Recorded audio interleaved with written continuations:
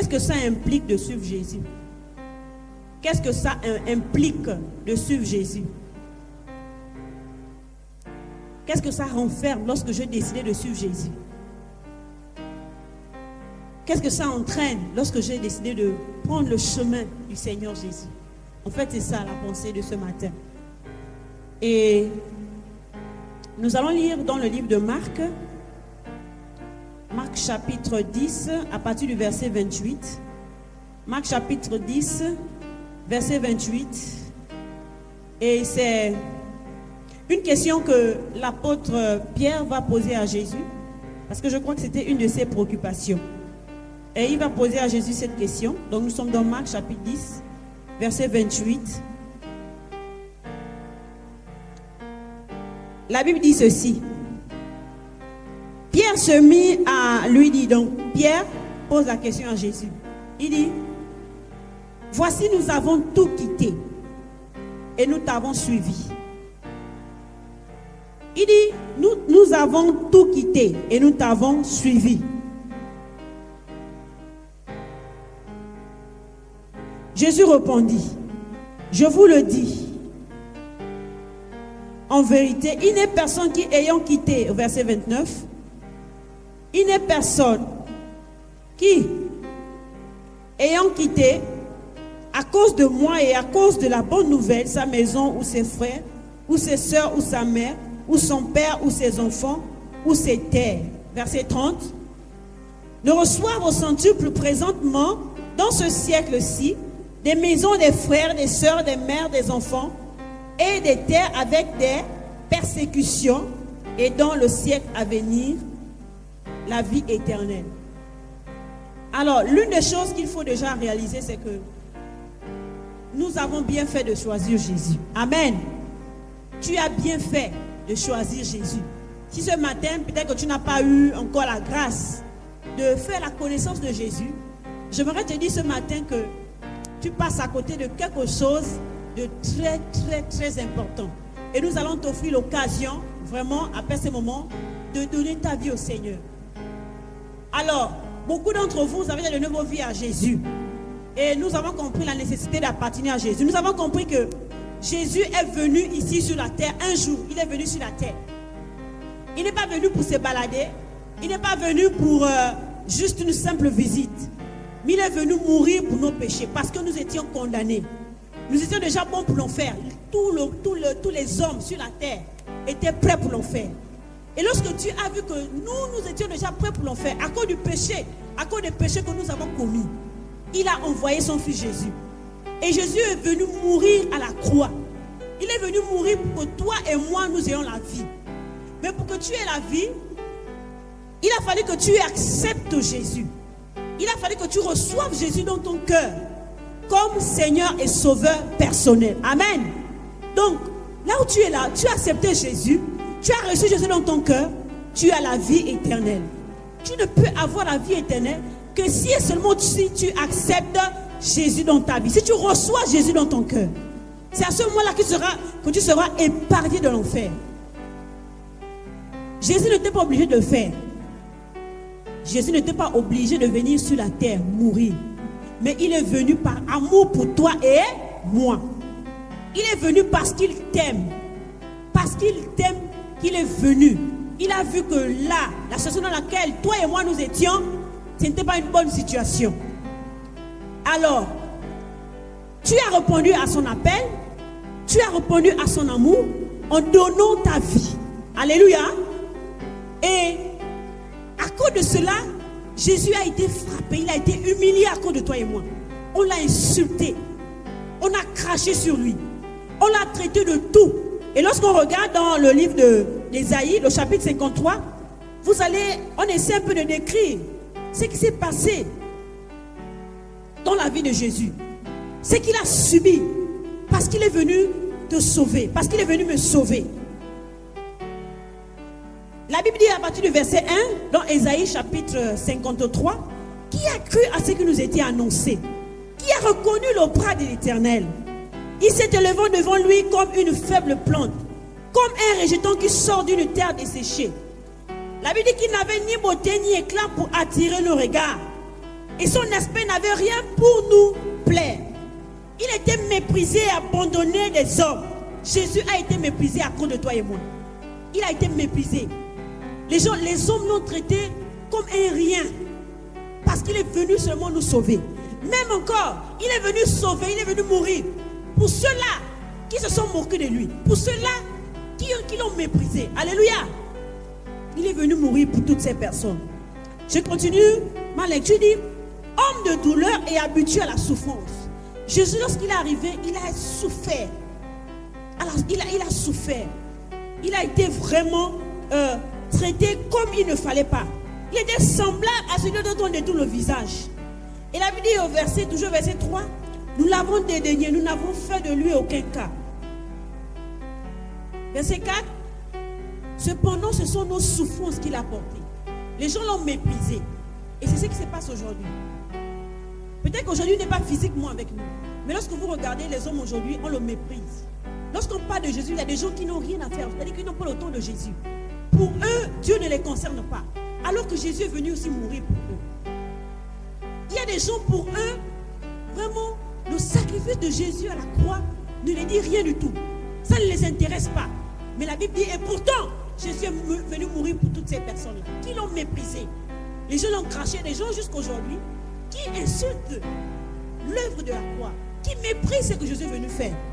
Et on dit encore, verset 4, c'est de nos douleurs qu'il s'est chargé et nous l'avons considéré comme puni.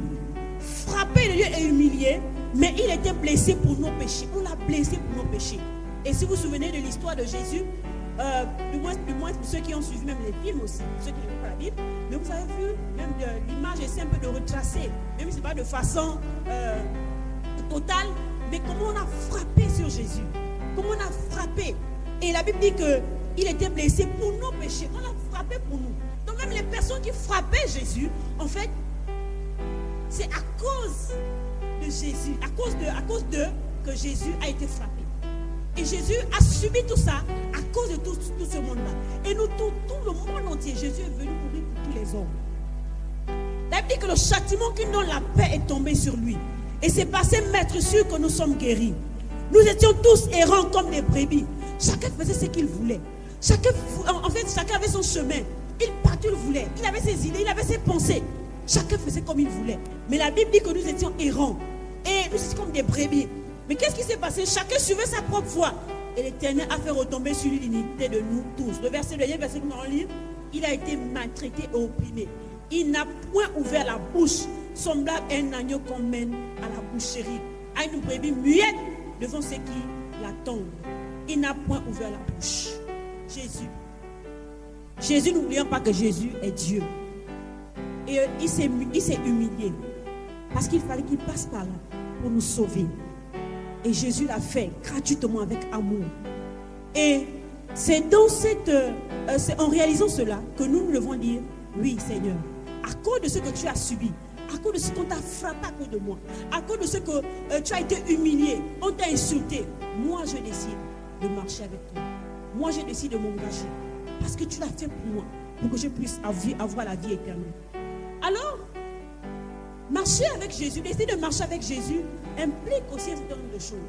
L'une des choses qui fait en sorte que lorsqu'on accepte le Seigneur, la première chose ici, qu'est-ce que ça implique? Ça va impliquer que tu renonces à toi-même, le renoncement à soi-même. Alléluia. Le renoncement à soi-même, qu'est-ce que ça veut dire? Renoncer à soi-même. Lorsque tu décides de marcher avec Jésus, tu as dit je t'accepte comme Seigneur. Ça veut dire que désormais en fait, tu ne fais plus les choses selon toi. Tu ne vis plus pour toi-même, mais tu vis pour Dieu. Tu ne vis plus selon tes propres plaisirs. Tu ne vis plus selon tes propres désirs. Oui, parce que tu as des choses. Avant d'accepter le Seigneur Jésus, tu avais des choses dans ton esprit. Tu avais des projets certainement. Tu as des rêves, tu as des choses que tu veux faire. Mais désormais, tu les fais selon le Seigneur. Désormais, tu dois voir les choses. Tu dois même planifier ton avenir selon le Seigneur. Parce que avant, en réalité, tu faisais les choses par toi-même. Et parmi ces choses, il y avait des choses qui ne glorifient pas le Seigneur. Et le Seigneur veut désormais que tu puisses te séparer des choses qui ne glorifient pas ton nom. Qui ne glorifient pas son nom. Et c'est cela qu'on doit faire le renoncement à soi. Alors il y a une histoire qui est très intéressante. C'est l'histoire d'un jeune homme Dans Marc, toujours dans le Marc, nous en avons pas. Dans Marc chapitre 10, à partir du verset 17. Ce jeune homme-là, il voulait suivre Jésus. Il voulait suivre Jésus, mais il avait un problème. Le verset 17 de Marc, chapitre 10.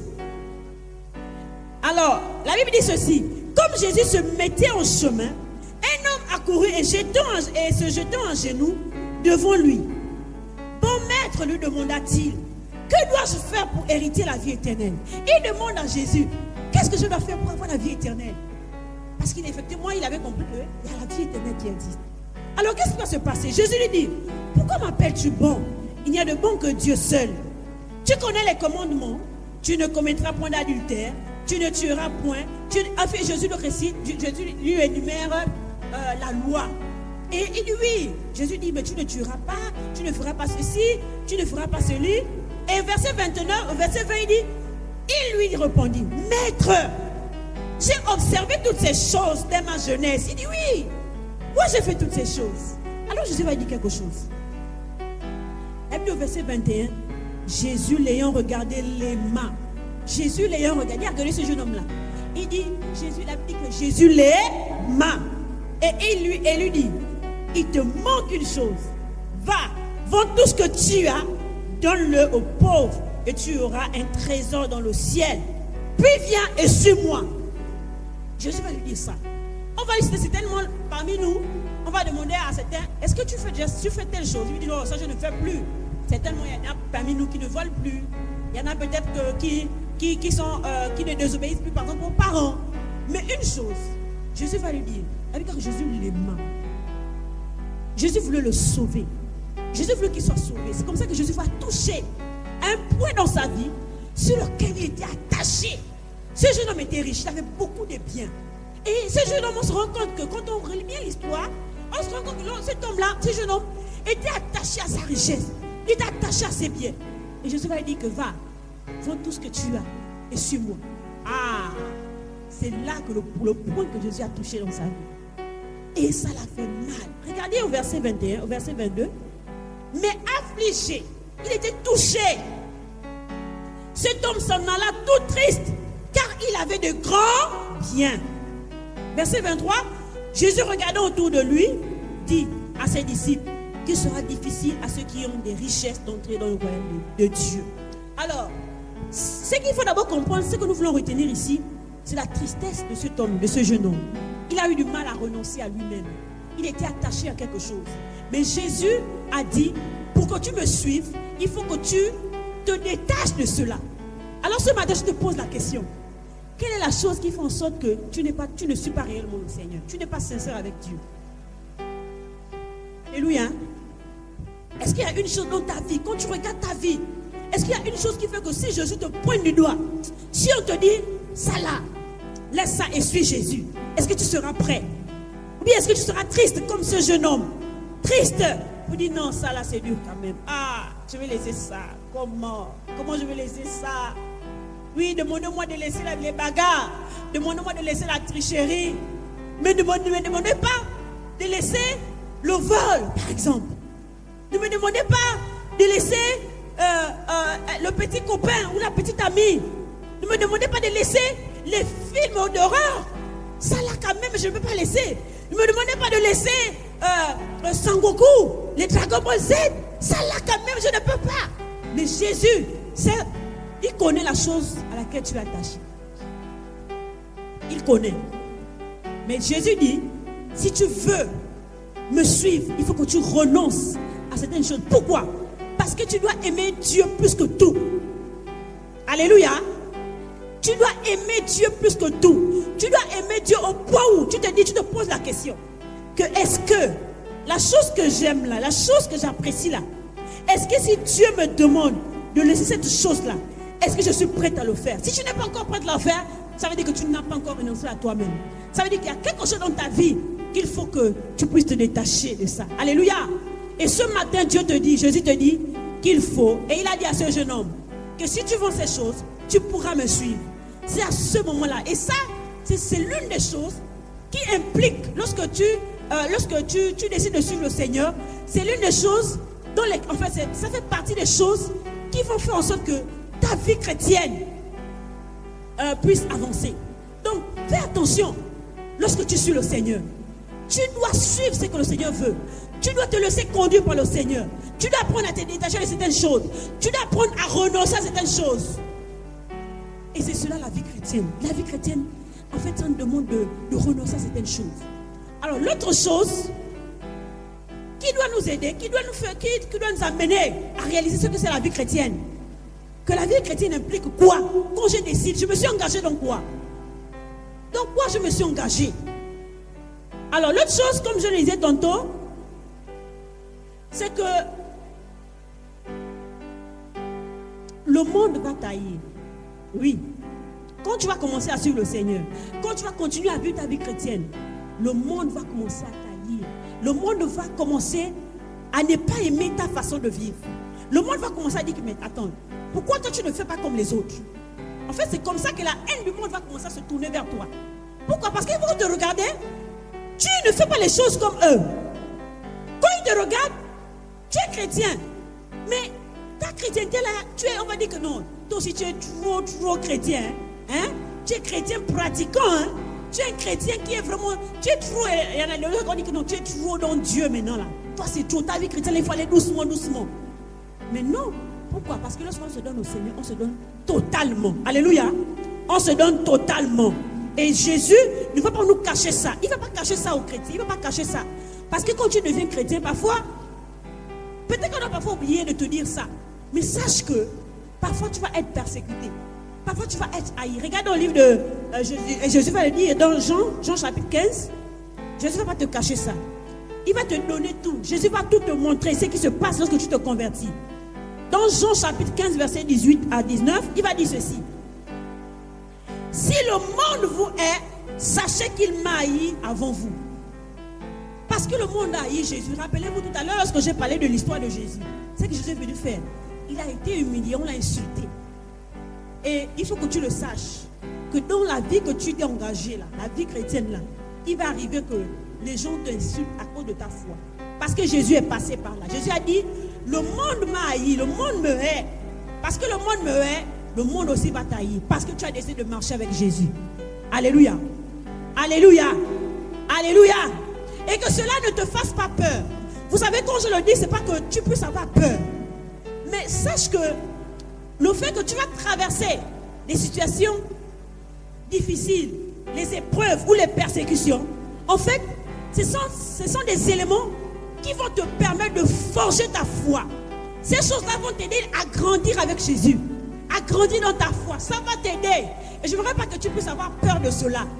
C'est vrai que ce matin, je t'informe peut-être pour certaines choses, mais sache-le ce matin, que peut-être de certaines choses que je vais te dire là, ici, peut-être que tu vois que c'est difficile pour toi, mais sache une chose, que ces choses-là vont t'aider à grandir dans ta foi. Ça va t'aider à te fortifier dans ta foi. Au début, ça va peut-être être difficile. Les gens m'insultent, les gens se moquent de moi. Les gens se moquent de moi. Pourquoi? Pourquoi me faire ceci? Pourquoi on m'embête?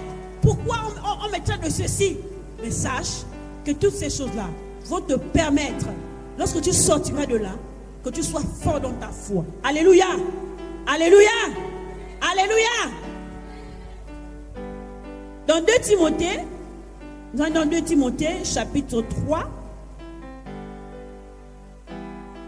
2 Timothée, chapitre 3, verset 12. 2 Timothée, chapitre 3, verset 12. La Bible dit ceci. Or, tous ceux qui veulent vivre pieusement en Jésus-Christ seront persécutés.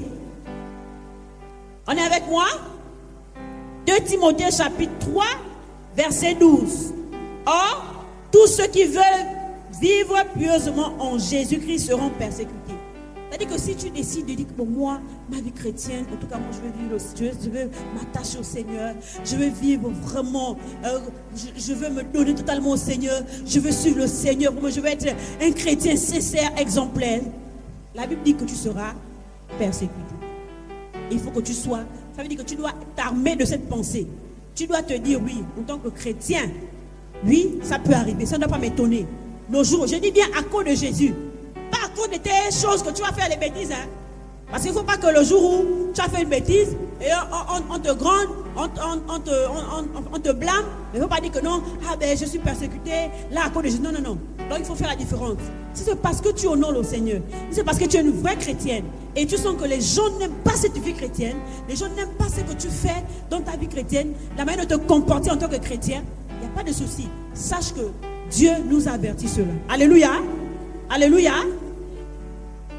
Donc tu seras parfois confronté aux besoins en tant que chrétien. Parce que ce ne sera pas toujours la rose. Et oui, il ne faut pas qu'on vous mente. Pas parce que tu es chrétien que désormais, rien ne va plus manquer dans ta vie. Tu seras confronté parfois aux besoins. Oui, il va arriver qu'en tant que chrétien, tu seras confronté aux besoins. Peut-être que tu vas te dire, ah, moi, quand j'étais dans le monde, facilement, quand j'avais besoin, je vais chez le boutiquier, je vois quelque chose, je vole. Mais désormais, tu ne le fais plus. Désormais, tu ne le fais plus. Et désormais, tu dois apprendre seulement à compter sur Dieu. Alléluia. Tu dois apprendre à compter sur Dieu. Pas sur tes rouages, pas sur tes calculs qui n'avaient rien à voir avec Dieu. Mais tu dois apprendre à compter sur Dieu. Et c'est cela aussi que le Seigneur fera, que tu l'aimes et que tu veux vraiment le suivre. Lorsque tu seras confronté aux besoins, aux difficultés, qu'est-ce que tu fais quand tu es confronté aux problèmes? Quand tu es dans le besoin, comment tu te comportes? Est-ce que tu vas faire comme les autres? Est-ce que tu fais comme tes amis à l'école? Est-ce que tu fais comme les autres au quartier? Ou bien tu montres que réellement tu appartiens à Jésus? Alléluia. Alléluia. Alors, l'autre point ici, c'est que lorsque tu marches avec Jésus, ça implique que tu vives une vie de sanctification. Tout le monde dit la vie de sanctification. La vie de sanctification. Oui, c'est une vie de sanctification. C'est vivre loin de péché. La vie de sanctification, c'est une vie où on vit loin du péché. C'est veiller à ce que notre cœur, le péché ne demeure pas dans notre cœur. La vie de sanctification, c'est faire en sorte que notre cœur reste toujours pur. Lorsque il va arriver que par inadvertance, tu commets un péché, tu dois veiller, faire tout de suite. Veiller à ce que le péché sorte de ton cœur. Tu dois vite te repentir. Tu dois vite demander pardon au Seigneur. Tu dois veiller à ce que vraiment, et nous savons les différents péchés, que c'est la haine, la colère, les insultes, les mauvaises paroles. Veille à ce que ces choses-là ne restent pas dans ton cœur. Et la question que je te pose depuis que tu as accepté le Seigneur Jésus, est-ce qu'il y a des choses des péchés qui sont là dans ton cœur qui demeurent? La Bible dit une chose, que celui qui est né de Dieu ne demeure pas dans le péché. Demeurer dans le péché, ça veut dire que le péché est là, il dort. Tu marches avec le péché. Tu vas à l'école avec le péché. Tu te balades avec le péché. Tu dors, le péché est là.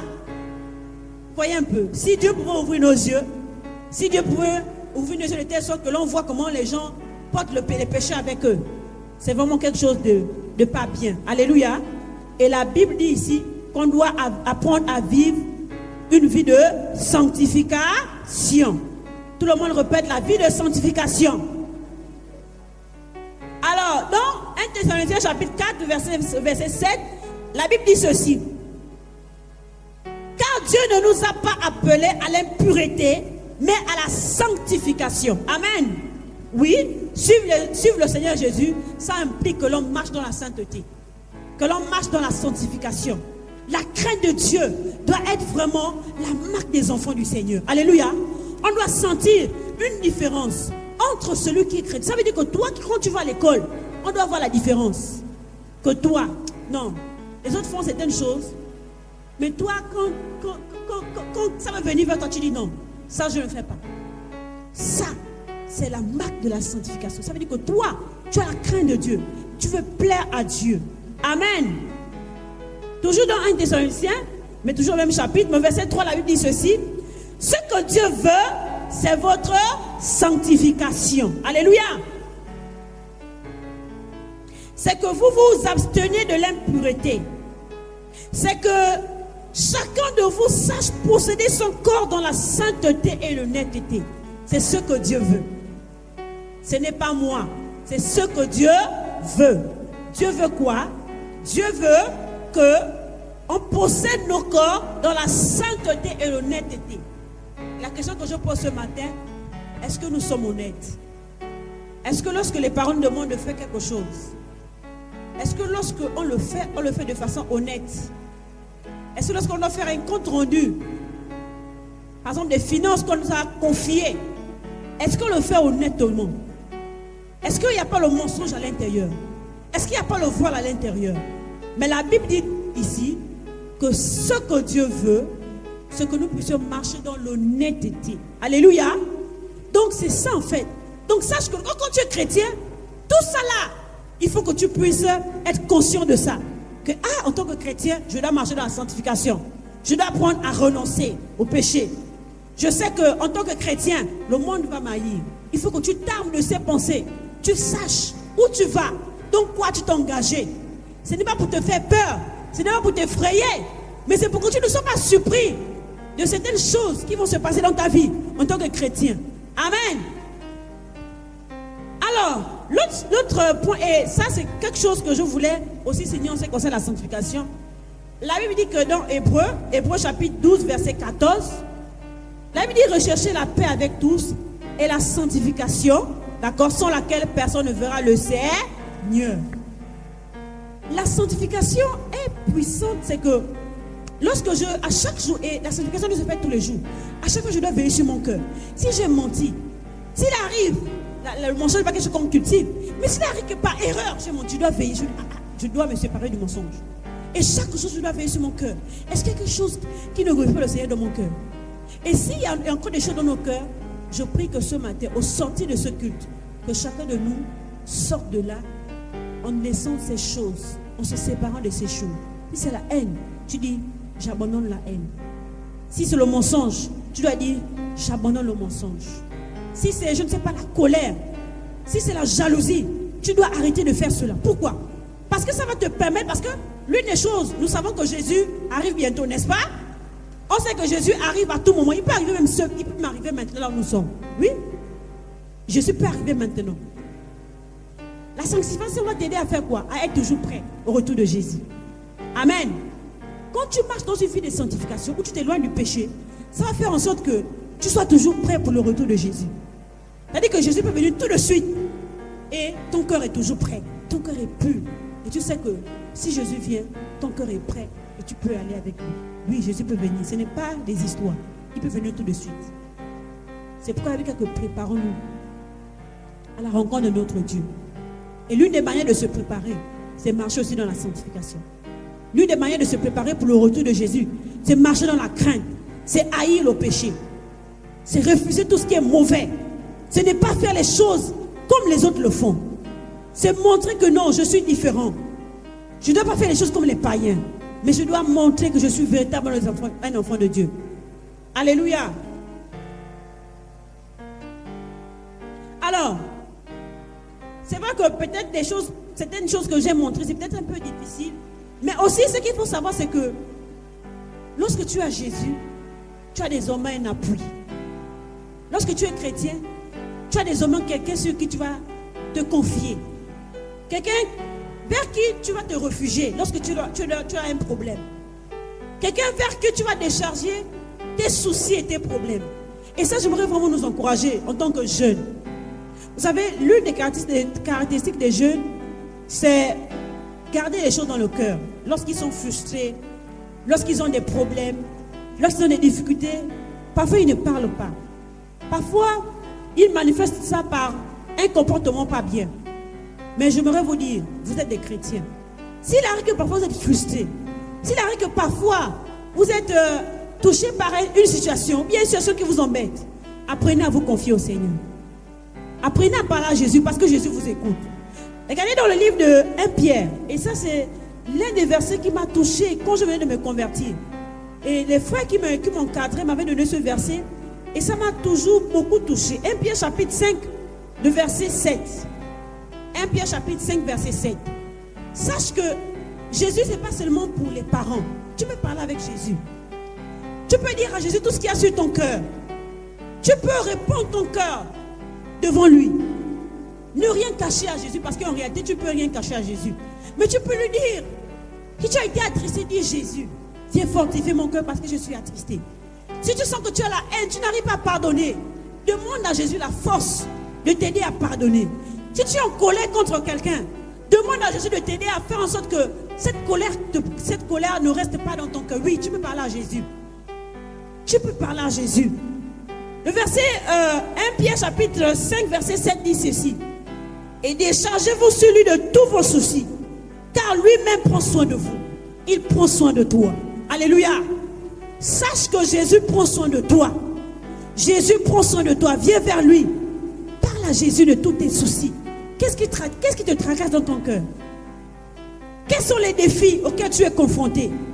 Quelles sont les difficultés auxquelles tu es confronté? Jésus est là. Jésus est là pour toi. Alléluia. Parle à Jésus. Est-ce qu'il y a quelque chose qui te fait mal dans ton cœur? Dis à Jésus cela. Jésus, telle chose me fait mal. Aide-moi à sortir de là. J'ai besoin de toi. Permets en sorte que je ne puisse pas avoir une mauvaise attitude face à ce problème. Je vous assure. Et je bénis le Seigneur que quand je venais de me convertir, j'étais très jeune comme vous. Mais je voyais combien de fois, à chaque fois que je parlais à Jésus, il exauçait mes prières. Vraiment, c'était extraordinaire. Et quand j'avais même des besoins, je dis Jésus, j'ai besoin de telle chose. Avec un cœur sincère, tu le fais sincèrement. Jésus agissait. Effectivement, je n'oubliais pas selon sa volonté. Parce qu'il y a des choses que quand tu demandes, si ce n'est pas dans la volonté de Dieu, si ça ne cadre pas avec la parole de Dieu, Dieu aussi ne peut pas agir. Et je voyais Dieu agir comme ça. Tu peux parler à Jésus, parle à Jésus. Combien de fois tu prends du temps à parler au Seigneur dans la prière? Combien de fois tu prends? Et tu vas te rendre compte que plus tu parles à Dieu par rapport à tes problèmes, plus tu vas sortir de là avec la paix dans le cœur. Tu vas te sentir libre. Tu vas te sentir libre. Tu vas manifester. Tu vas voir qu'à chaque fois que tu vas te confier au Seigneur, en fait, à la place, il va mettre la joie, il va mettre la paix. Amen. Oui, il va mettre la paix dans ton cœur. Il va mettre la joie dans ton cœur. Apprends à parler à Jésus. Apprends à te confier à lui. Amen. Et dans le livre de Luc 4, 18 aussi, vous allez lire à la maison. Mais tout cela, ça nous encourage vraiment à se confier au Seigneur. Alors, l'une des choses aussi qui est intéressante, lorsque tu décides de marcher avec le Seigneur, c'est que tu as le pouvoir de marcher sur les œuvres des ténèbres. Ah oui. Parce que parfois, on envie ceux qui sont dans le monde. Mais quand tu as Jésus, tu as le pouvoir de marcher sur les œuvres de Satan. Satan n'a plus le pouvoir sur toi. Est-ce que tu le sais? Même lorsque tu es jeune comme ça, sache-le que Satan n'a plus de pouvoir sur toi. Regarde, dans Luc chapitre 10, verset 19. Regarde, on va lire ça.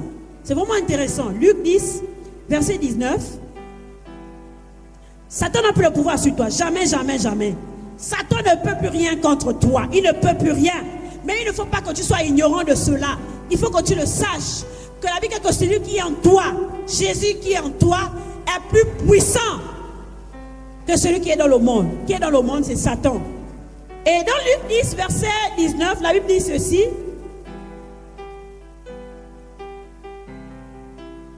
Voici, je vous ai donné le pouvoir de marcher sur les serpents et les scorpions et sur toute la puissance de l'ennemi.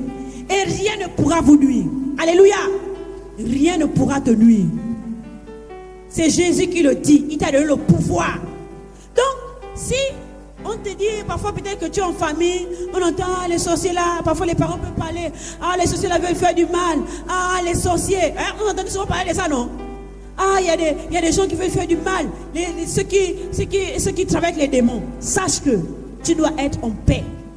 Parce que tu as Jésus dans ton cœur. Et Jésus dans ton cœur fait que Satan ne peut plus te toucher. Satan ne peut plus te faire du mal. Il faut que tu le saches. Tu dois garder ça dans ton cœur. Alléluia. Alléluia. Oui. Sache aussi que le fait que tu appartiens à Jésus, le fait que tu as donné ta vie au Seigneur Jésus, il y a encore quelque chose d'extraordinaire qui se passe. Alors, regardons, nous sommes en Colossiens, chapitre 1. Colossiens, chapitre 1, verset 13, je crois, oui, verset 13, la Bible dit ceci. On va commencer au verset 12 pour mieux comprendre. Rendez grâce au Père qui vous a rendu capable d'avoir part à l'héritage des saints dans la lumière, qui nous a délivrés de la puissance des ténèbres et nous a transportés dans le royaume du Fils de son amour. Sache que Jésus, le fait que tu appartiens à Jésus, le fait que tu es chrétien, sache-le que tu as été délivré de la puissance des ténèbres. Tu as été délivré. Donc, tout ce que Satan avait déjà prévu faire dans ta vie là, tout ce que les sorciers avaient prévu faire dans ta vie là, ils ne peuvent plus. Jésus a déjà détruit tout cela. Amen. Alléluia. Alléluia. Sache-le, Jésus a déjà détruit. Il nous a délivrés. Il nous a délivrés de la puissance des ténèbres. Il t'a délivré déjà de la puissance des ténèbres. Donc tu ne peux plus avoir peur lorsque les parents vont dire ah, il y a les sorciers. Même si autour de toi, il y a comme une panique des sorciers, il y a comme une peur des sorciers. Tu ne dois plus avoir peur parce que tu as Jésus avec toi. Sauf ceux qui n'ont pas Jésus. Hein. Ah oui, si tu n'as pas Jésus, c'est grave pour toi. Ah oui, tu es en danger si tu n'as pas Jésus. Si tu ne suis pas Jésus, ah oui, hein, je ne veux pas te mentir. Satan, il fait ce qu'il va faire, ce qu'il veut sur toi. C'est pourquoi je t'encourage ce matin, tu n'as pas Jésus, d'accepter Jésus. De décider de marcher avec Jésus. Parce que ça là, c'est seulement pour ceux qui ont Jésus. Satan ne peut plus rien te faire. Les démons, le monde ne peut plus rien te faire. Parce que tu es caché en Jésus. Alléluia. La Bible dit que nous sommes assis dans les lieux célestes en Jésus-Christ. Amen. Donc le péché n'a plus de pouvoir sur toi. Satan, les yeux des ténèbres sont voués à l'échec. Parce que Satan a été vaincu. Donc, le péché n'a plus de pouvoir sur toi. Oui, sache-le. Parce qu'il y a des personnes parfois qui se disent oh vraiment c'était trop fort, vraiment je ne pouvais plus. Non, c'était tellement fort. C'est-à-dire que quand j'étais là, quoi, je voulais rester, mais c'est-à-dire que c'était plus fort que moi. Non, en tant que chrétien, ce n'est plus fort que toi. En Romains 6, verset 14, écoute ça. Romains 6, verset 14, la Bible dit ceci. Il faut que tu le saches. Je viens ce matin t'informer de ce qui se passe lorsque tu es chrétien. Lorsque tu as décidé de donner ta vie au Seigneur Jésus. Car le péché n'aura point de pouvoir sur vous, puisque vous êtes non sous la loi, mais sous la grâce. Donc tu peux vaincre le péché. Oui, parce que Jésus te l'a donné, le pouvoir de vaincre le péché. Tu te dis mentir, tu dis non, je ne veux plus mentir. Et le Saint-Esprit est là pour te donner la force de sortir du péché. Le Saint-Esprit est là pour te donner la force. Peut-être qu'il y a un péché dans lequel tu es. Et que tu te rends compte que, ah, ça là, vraiment, j'ai essayé. Depuis, j'ai essayé, mais j'ai du mal. Non. Sache que, je t'informe ce matin, que le Seigneur t'a donné le pouvoir de sortir du péché. Et tu as la force de sortir du péché. Alléluia. Tu as la capacité, par la puissance du Saint-Esprit, tu as la capacité de sortir du péché. Alors la question que je te pose encore, quel est le péché? Suivre les amis, les grooves, le mouvement là, hein? C'est quoi? Quel est ce péché? Quel est ce péché qui te tient captif? Quelle est cette chose-là qui fait en sorte que tu as du mal? Parfois tu es là, tu te dis, ah Seigneur, je vais arrêter, mais tu as du mal à arrêter. Quel est ce péché? Mais sache-le, quel que soit son nom, je dis bien, quel que soit son nom, tu as le pouvoir de te séparer de ce péché. C'est pourquoi ce matin, tu vas dire à Dieu, Seigneur, merci, parce que tu vas donner la force de sortir de ce péché. Et que le pouvoir de ce péché tombe au nom de Jésus. Et que la Bible dit que c'est pour la liberté que Christ a franchi. Tu es désormais libre au nom puissant de Jésus. Amen. Tu es libre de toute oppression du péché, de toute emprise du péché. Tu es délivré. Tu ne vas pas tomber dans ce péché tout le temps. Tu ne vas pas rester là dans ce péché. Parce que Jésus revient bientôt, sache-le. Amen.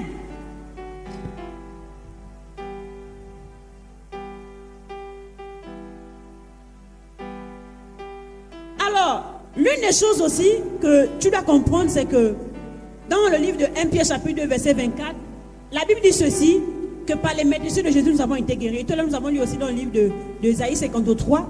Sache une chose, que lorsque tu appartiens à Jésus, tu peux être délivré de toutes les maladies. Oui, tu peux être guéri. Si tu es malade, tu pries Jésus. Et Jésus te guérit. Oui, Jésus t'a délivré. Donc la maladie ne peut pas aussi avoir le pouvoir sur toi. C'est pourquoi je ne sais pas, quand tu es malade, demande à Jésus, je te remercie pour l'œuvre que tu as fait à la croix de Golgotha. Merci pour la guérison dans ma vie. Je confesse la guérison. J'ordonne à la maladie de quitter ma vie. Au nom de Jésus, cette maladie quitte. Tu reçois la guérison. Et j'ai beaucoup expérimenté. C'est là quand surtout quand je venais de me convertir. J'expérimente encore. Mais je parle du début, c'est parce que vous aussi venez de vous convertir. Il y a beaucoup qui viennent de se convertir. Et c'est l'occasion parfois de se dire, est-ce que ça marche? Si ça marche, tu le fais de façon sincère. Tu dis, Seigneur, si tu as même ces mal de tête, même je ne sais pas quelle maladie peut t'embêter, tu pries et Jésus te guérit. Alléluia. Et sache aussi que lorsque tu as Jésus, oui, tu peux entrer dans l'abondance. Il n'y aura pas seulement que l'église. Tout à l'heure, j'ai dit qu'il peut avoir que je sais que tu puisses avoir des besoins. Il va arriver que tu puisses avoir des besoins et tu dois prier au Seigneur. Mais sache que l'une des grâces que tu as lorsque tu acceptes le Seigneur, c'est que c'est possible que tu puisses vivre une vie d'abondance. Jésus a dit dans le livre de Jean chapitre 10, verset 10, c'est que il est venu pour que les brebis aient la vie et qu'elles soient dans l'abondance. Dieu veut que tu sois dans l'abondance. Alléluia. C'est pourquoi lorsque tu sens que tu es dans le besoin, tu sens que tu as le manque, tu dis Seigneur, dans ta parole, tu es venu pour que moi, en tant que brebis, je sois dans l'abondance. Et tu proclames l'abondance dans ta vie. L'abondance est dans tout ce que tu as besoin, dans la prospérité, dans tous les domaines de ta vie. Tu peux proclamer cela et cela peut t'arriver au nom de Jésus. Amen.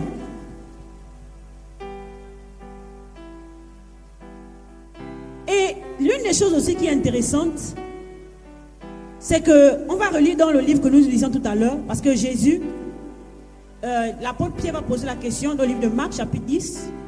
L'apôtre Pierre va poser la question à Jésus. Qu'est-ce que nous avons à gagner en te suivant? Si on te suit Jésus, qu'est-ce qu'on va gagner? Finalement, on gagne quoi en suivant Jésus? J'aimerais te dire ça ce matin. Tu gagnes quoi en suivant Jésus? C'est une chose qui est précieuse, que le monde ne peut même pas te donner. Dans Marc chapitre 10, le verset 30. Marc chapitre 10, verset 30. Parce que parfois, on est là, on pense que bon, la vie chrétienne, c'est juste venir à l'église. Bon, je vais juste à l'église, quand je vais juste prier, regardez, ma vie s'arrête, la vie chrétienne s'arrête là. Non, non, non. Il y a plus que ça. Il y a plus que ça. Alléluia. Il y a plus que ça. Et Jésus va dire, et il va dire ça à Pierre, qui se préoccupait, qui se posait des questions, mais finalement, je gagne quoi? Qu'est-ce qui se passe? Si je gagne, qu'est-ce que je gagne? Regarde ce que Jésus va dire. Il dit, verset 30, ne reçoivent au centuple présentement, dans ce siècle-ci, des maisons, des frères, des sœurs, des mères, on dit des mères, dans la foi, dans le Seigneur Jésus. J'ai des frères et j'ai des sœurs. N'est-ce pas, depuis que tu as accepté Jésus, tu as des frères et des sœurs. Alléluia. Tu as des tantines, des tontons dans la foi. C'est vraiment, et nous sommes une grande famille. Vraiment, la famille chrétienne est la plus grande des familles sur la terre. Ah oui, je vous assure. La famille chrétienne, c'est la plus grande famille sur la terre. Parce que nous avons des frères et des sœurs partout. C'est vraiment glorieux.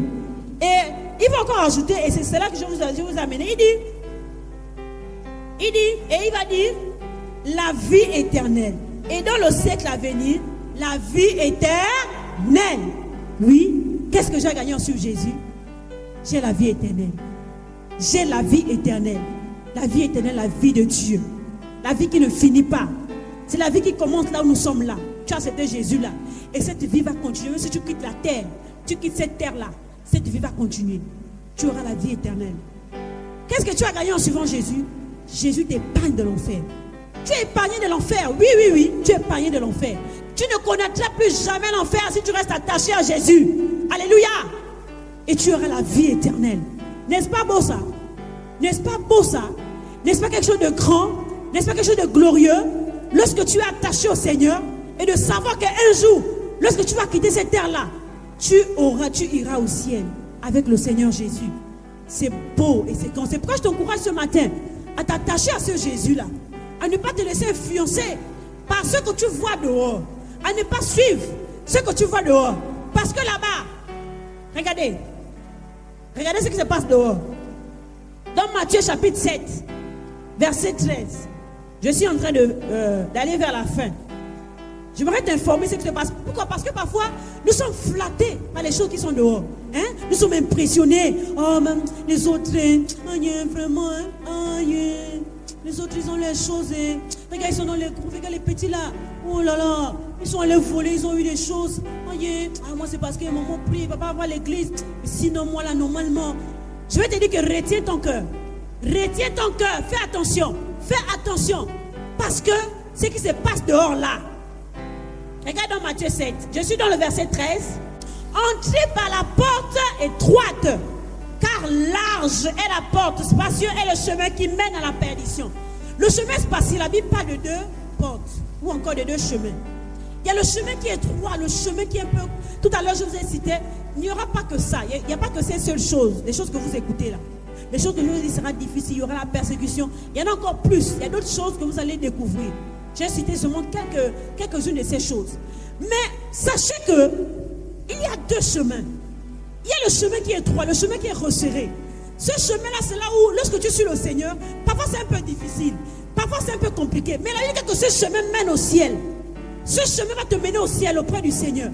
Mais ce chemin-là, ce large chemin, ce grand chemin-là, la Bible parle. La Bible dit que ce chemin est large. La porte est spacieuse, ce chemin est spacieux. Qu'est-ce qui se passe? La Bible dit que beaucoup partent là-bas. C'est le chemin là où on veut tout faire, on fait ce que l'on veut. C'est le chemin où les hommes de ce monde, les gens qui vivent selon ce monde empruntent. C'est ce chemin que beaucoup empruntent. Il y a que beaucoup entrent par là-bas. Beaucoup partent là-bas. Le vol, la tricherie, l'impudicité, toutes ces choses-là. Beaucoup veulent faire ça. Là-bas, c'est facile. C'est que je les petits copains, les petits amis, la drogue, le banditisme, la délinquance. C'est ce chemin-là que beaucoup de personnes empruntent. Et pour eux, il y a que beaucoup empruntent ce chemin. Mais le problème avec ce chemin, c'est quoi? C'est que ce chemin mène en enfer. Et nous allons terminer avec l'histoire d'un homme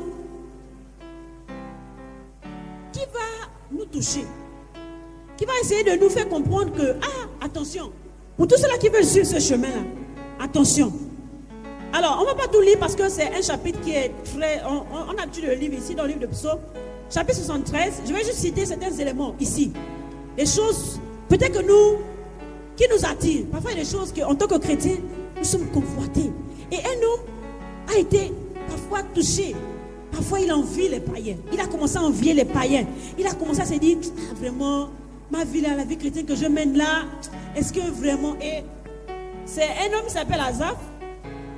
Qu'est-ce qui va se passer dans ça? Je ne vais pas lire, c'est tout le chapitre, vous allez lire ça à la maison. Le psaume chapitre 73. Vous allez lire tout le chapitre à la maison. C'est un chapitre très intéressant. Je vais lire quand même quelques versets. Mais ce qu'il faut comprendre, c'est quoi? C'est que lui, il vit avec Dieu. Il suit le Seigneur. Mais il va constater quelque chose. Il va regarder ceux qui ne suivent pas le Seigneur. Il les appelle les méchants. Il va les suivre, il va les regarder. Il va observer quelque chose. Il va se dire, ah non, ceux-là vraiment, je sens qu'ils vivent bien, vraiment dans tout ce qu'ils font, leur méchanceté, tout ce qu'ils font vraiment. Quand je les regarde, je sens qu'eux là, non, ils sont bien. Ah vraiment, il dit, à un moment donné, qu'est-ce qui va se passer? Il dit, au verset 3, car je porte envie aux insensés. On voyait le bonheur des méchants. Les méchants aussi, c'est aussi ceux-là qui ne suivent pas le Seigneur réellement. Ceux-là qui ne vivent pas selon Dieu. Il va dire que non, j'ai commencé à les envier. J'ai commencé à vouloir être comme eux. Alors qu'est-ce qui va se passer? L'une des choses qui va se passer, c'est que il va se rendre compte qu'ils sont dans le bonheur. Il se rend compte que non, rien ne les tourmente, ils sont toujours bien. C'est-à-dire qu'ils sont là, ils font le mal, ils font la méchanceté, ils sont heureux, ils ont la richesse. Et quelque chose va se passer. Il va te dire que malgré leur orgueil, ils se rendent compte que non, ils prospèrent. Malgré le fait qu'ils vivent dans l'impudicité, ils se rendent compte que non, ils sont bien. Les païens, malgré qu'ils n'ont pas de bois, ils sont dans les regards, ils sont dans la drogue, ils ont leur argent, ils s'achètent des choses. Il dit, mais attends, rien ne les arrive. Quelle est la chose qui les arrive? Ils sont plutôt bien. Mais il va se dire, non. Il va commencer à regretter sa consécration. Il va commencer à regretter le fait qu'il est attaché au Seigneur. Ah, vraiment, les gens, ils sont bien, mais moi là, depuis que je suis chrétien, là, je ne vois rien qui se passe dans ma vie. Il va commencer à regretter sa vie chrétienne. Il va commencer à vouloir dire que non, je repars dans le monde. Mais attention, il va dire, il va aller auprès de Dieu. Et lorsqu'il est rentré en présence de Dieu, avec tout ce qu'il avait dans l'esprit, il va se rendre compte que non. Il va considérer quoi? Il va dire, malgré les gens malgré qu'ils vivent dans leur show là, malgré le fait qu'ils vivent dans leur impudicité, dans la boisson, dans la drogue, ils font les choses, leur méchanceté, malgré qu'ils ont de l'argent mal acquis, des trucs comme ça là. Mais il a considéré quelque chose. Il a dit, quand je regarde leur fin, là ils vont partir. Quand je regarde la fin de ces hommes, quand ils vont quitter la terre là, il va se rendre compte que leur fin, ils vont se retrouver où? En enfer. Il dit que, non. Il faut que je regarde la fin. Finalement, ils vont aller où? Et ce matin, j'aimerais t'encourager, toi, à ne pas envier tout ce que tu vois autour de toi. À ne pas te dire que la vie du dehors, la vie du monde, c'est la véritable vie. Non, ce n'est pas la véritable vie. C'est une vie qui, à la fin, va emmener les gens en enfer. Sache-le, mon frère, ma soeur. Sache-le, jeune homme. Ne te laisse pas influencer par les modes. Ne te laisse pas influencer. Pour cela, ils sont là toujours. Dans la musique, tu les vois avec leur style. Ils sont là dans leur style. Ils commencent à te montrer. Oui, tu es là. Mais tu n'aimes pas le style là, la chaussure là. Regarde la musique, ils sont en train de danser. Ne te laisse pas influencer. Sache que leur fin, c'est l'enfer. Et c'est pourquoi lui, celui qui parlait comme ça, il va se rendre compte. Au verset 24, regarde ce qui va se passer. Et là, je vais te lire le verset 24. À partir du verset 24, il va dire ceci. Il dit, tu m'as saisi la main droite. Tu me conduiras par ton conseil. Puis tu me recevras dans la gloire. Il se rend compte que, je vais revenir au Seigneur. Je vais rester attaché. J'ai voulu partir. J'ai voulu les suivre. J'ai voulu marcher comme eux. J'ai voulu peut-être danser la musique du monde comme eux. J'ai voulu faire les choses comme eux. Mais moi, j'ai compris que, comme eux, c'est l'enfer. Non, Seigneur. Moi, je sais une chose. Que si je marche avec toi, si je m'attache à toi, je serai dans ta gloire un jour. Je serai auprès de toi. J'irai au ciel. Et ce matin, j'aimerais que tu saches cela. Que lorsque tu vas quitter cette terre un jour, parce que tu as marché avec Jésus, parce que tu es resté attaché à Jésus, parce que tu t'es privé des choses de ce monde. C'est vrai que c'était une chose parfois pour toi. Tu voulais partir, mais tu as dit non, je le refuse. Je m'attache au Seigneur Jésus. Sache-le que le sera un jour dans la gloire du Seigneur.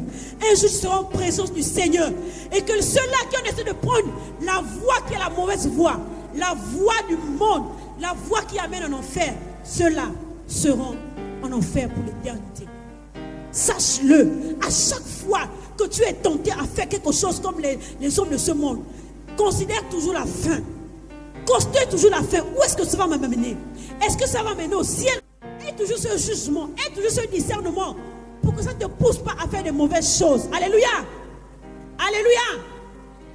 Et il va dire ceci, au verset 25. Il va dire ceci. Au verset 25.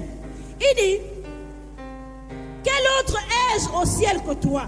Et sur la terre, je ne prends plaisir qu'en toi. Et j'aimerais que ce matin, que ton cœur se porte vers le Seigneur. Il s'est rendu compte que non, je n'ai pas su ça, je n'ai que Dieu. Et je dois m'attacher au Seigneur. Quel autre ai-je au ciel que toi? Et sur la terre, je prends plaisir qu'en toi. Ma chair et mon cœur peuvent se consumer. Dieu sera toujours le rocher de mon cœur et mon partage. Est-ce que Dieu sera toujours le rocher de ton cœur? Est-ce que Dieu sera toujours le Dieu sur qui tu te reposes, sur qui tu vas t'appuyer dans les situations difficiles? Dieu veut que tu t'appuies sur lui. Dieu veut que tu apprennes à compter sur lui. Dieu veut que tu t'attaches à lui toute ta vie. Toute ta vie. Parce qu'il va t'amener auprès de lui. Lorsque tu quitteras cette terre-là, tu seras dans sa gloire. Tu seras en sa présence. Considère cela. C'est pourquoi tu ne dois plus te conformer à ce siècle. Tu ne dois plus te laisser influencer par tout ce que tu vois, par les bling-bling que tu regardes. Il ne faut pas que tes yeux, lorsque tes yeux regardent les yeux de ce monde, tu sois impressionné. Parce que je vous assure, frères et sœurs, nous n'avons pas encore vu le ciel. Mais quand la Bible décrit, les quelques lignes que la Bible décrit du ciel, c'est glorieux. C'est glorieux. Il n'y a rien à comparer avec ce que l'on voit sur cette terre-là. C'est glorieux. C'est pourquoi j'aimerais te dire, attache-toi. Ne désespère pas. Accroche-toi au Seigneur. Ne fais pas des plans que non, bon là, moi quand je vais quitter mes parents, moi la vie chrétienne, je fais ça parce qu'ils sont là. Non, dis-toi, moi et Dieu, c'est une affaire de toute la vie. Alléluia. Prends l'engagement devant le Seigneur. Prends l'engagement de suivre Dieu toute ta vie. Peut-être que tu ne l'as jamais fait, mais dis Seigneur, moi et toi et moi, toute la vie. Et c'est ce qu'Azaph a fait. C'est parce qu'on parle ici d'Azaph. Il a décidé de le faire. Il dit, moi et Dieu, c'est toute la vie. Je m'attache à Dieu. Je serai un jour dans sa gloire. Et ça, c'est glorieux. Verset 28 pour terminer. Pour moi, m'approcher de Dieu, c'est mon bien. Approche-toi de Dieu. À chaque fois que tu t'approches de Dieu, sache-le, c'est pour ton bien. C'est un bien pour toi. Ça te rapproche de lui. Ça fait en sorte que tu t'éloignes du péché. Des choses de ce monde qui souillent le grand nombre de jeunes. Il dit, je place mon refuge dans le Seigneur l'Éternel, afin de raconter toutes tes œuvres. Alléluia. Et ce matin, je prie, jeune, que toute ta vie, que tu prennes encore l'engagement, que tu redis cela au Seigneur, jusqu'à toute ma vie, je vais t'appartenir. Parce qu'en réalité, que ce monde passe, il n'y a rien dans ce monde. Tout ce que tu vois dans ce monde, ne te laisse pas influencer. Sache que ce monde va terminer loin de Dieu. Tout ce qui suit ce monde-là vont terminer loin de Dieu. Est-ce qu'on peut incliner nos têtes ce matin?